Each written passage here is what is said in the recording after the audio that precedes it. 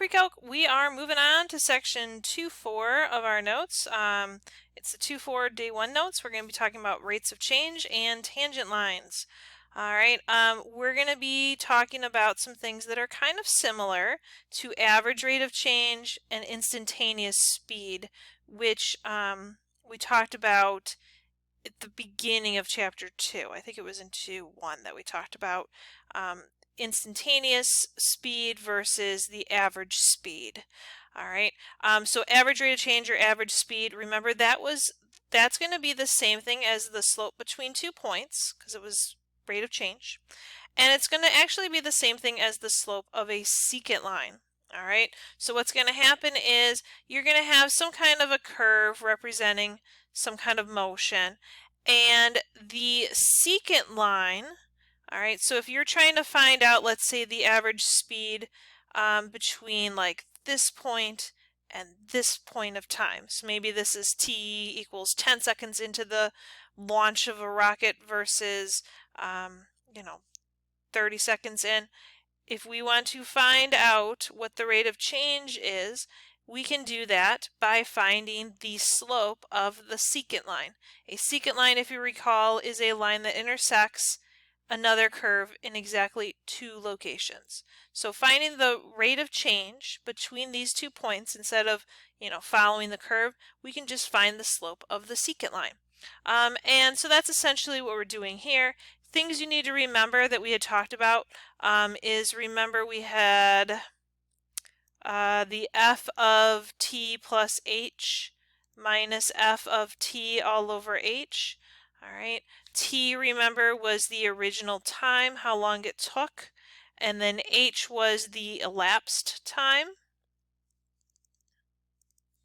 All right, and so like if you look at this problem, we have find the average rate of change, f of x equals xq minus x over the interval 1 to 3.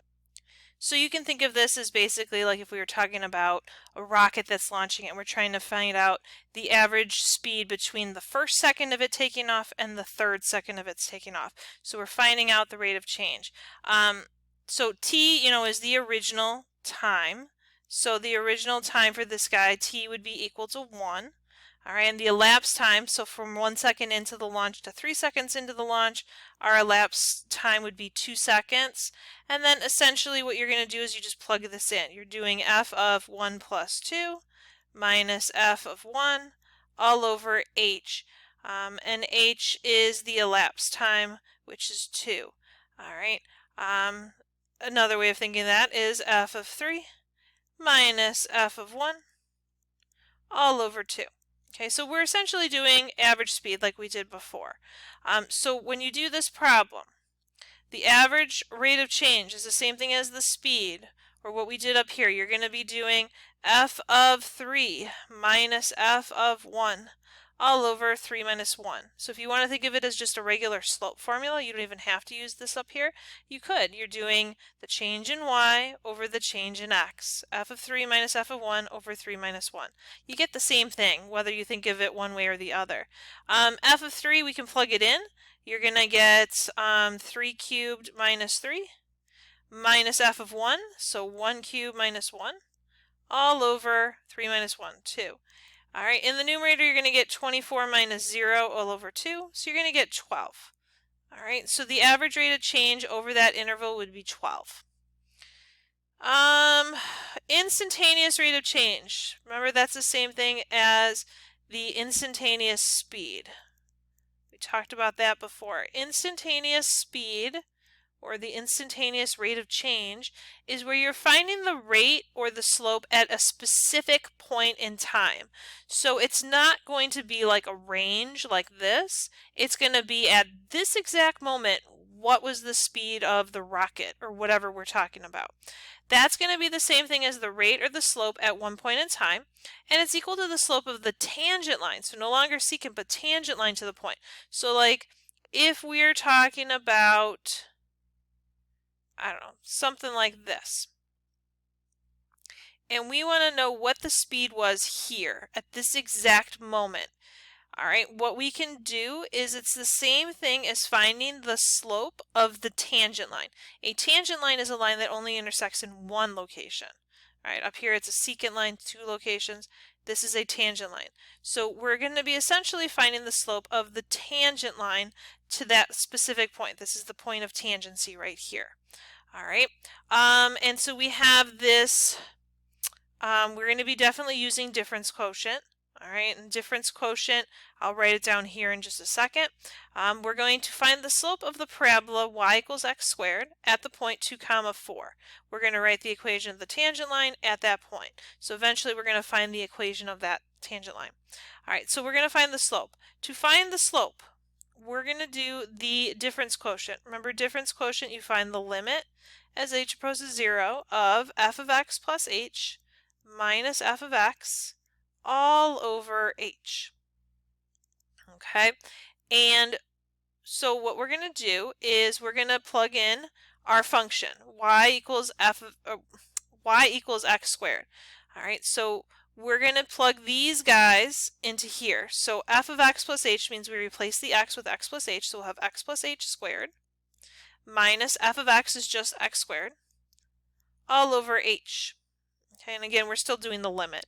I probably should put that in there. Limit as h approaches 0. All right, we're going to simplify this a little bit. Limit as h approaches 0, if you square that, you're going to get x squared plus 2xh plus h squared, and then there's still a minus x squared all over h. And then what we can do is certain things are going to cancel and reduce. All right, the h's will cancel here. We're going to get the limit as h approaches 0 of 2x plus h. All right, and then we can plug in 0 for h because we're approaching 0 for h, and so you're going to end up with 2x. All right, 2x is going to be the slope of that tangent line. Okay, so we found the slope of the tangent line. And what we're going to do is we know that we are at this point 2, 4. Okay, so at x equals 2, because that's the point we're looking at, we can plug in a 2. And so the slope is going to be 2 times x, 2 times 2. We're going to get a slope of 4. All right, so that's the slope of the tangent line at that specific point. It's 4. What we need to do is use that slope to help us write an equation of the tangent line. Remember that equations of lines are y minus y1 equals m times x minus x1. x1, y1 is a point that the line goes through, and m is your slope. We have all of that. All right, the point that the line goes through is x1, y1, 2, 4, and the slope is 4. Plug it in. Y minus 4 equals 4 times x minus 2. I just plugged in x1, y1, and m into my equation. And there it is. Now, if you don't like it doing it this way, the other option is you can plug in 2 for x first, because we know we're doing the at this specific point. So we could plug in 2 for x. We could do that, and it'll look very similar. We would just start off with limit as h approaches 0. Instead of f of x plus h, it would be f of 2 plus h minus f of 2 all over h. All right, and then you could simplify this a little bit. You can plug 2 plus h into x squared. You'll get 2 plus h squared